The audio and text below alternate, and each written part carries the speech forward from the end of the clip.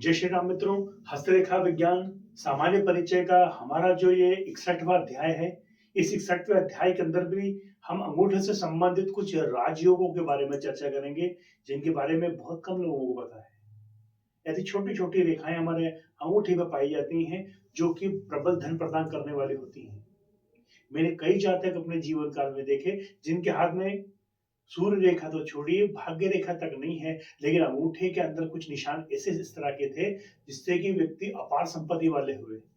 अब ये निशान कौन-कौन से हुए, उसके बारे में हम अब इस अध्याय में देखेंगे।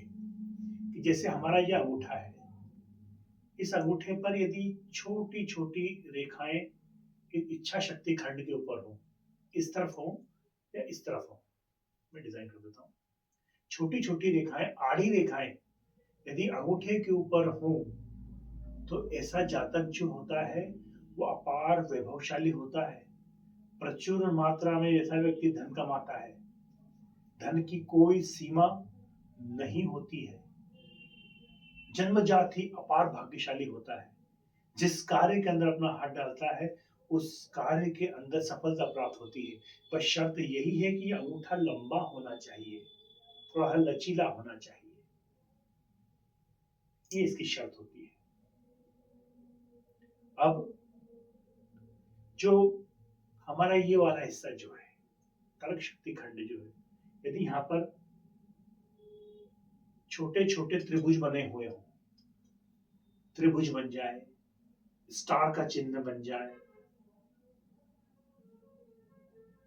इसमें स्पष्ट नहीं दिख रहा था, इस हाथ में बता देता हूं कि इस अंगूठे के अंदर यहाँ पर स्टार का चिन्ह हो,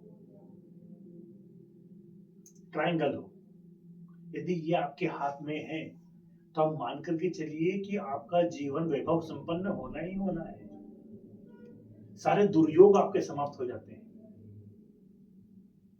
और उन दुर्योगों से आपके जीवन में प्रभाव जो है,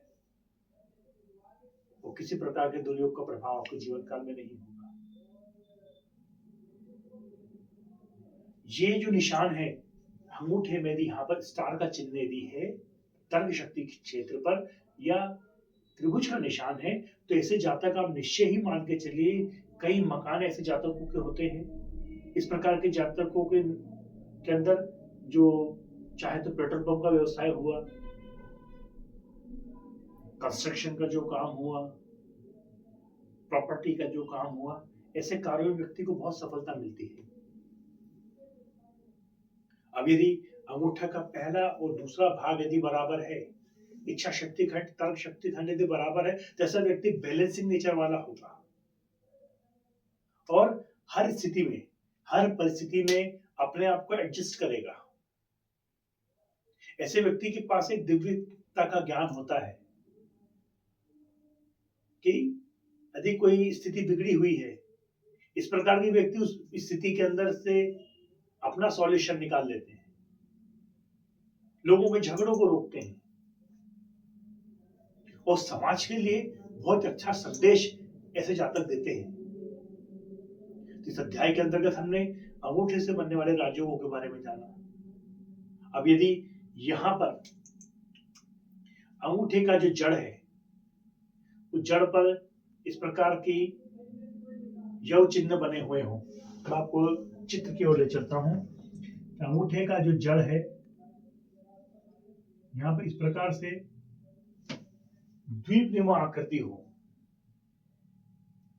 तो यह पुत्र संतान को तो दिखाती है, वरन ऐसे व्यक्ति के हाथ में इस प्रकार का ब्रेसलेट बना हुआ हो अंगूठे के मूल में, या अंगूठे का जो मूल हुआ उस मूल में यहाँ पर यदि ब्रेसलेट जैसा बना हुआ हो, तो ऐसा जातक सोने का चम्मच मुख में लेकर के पैदा होता है।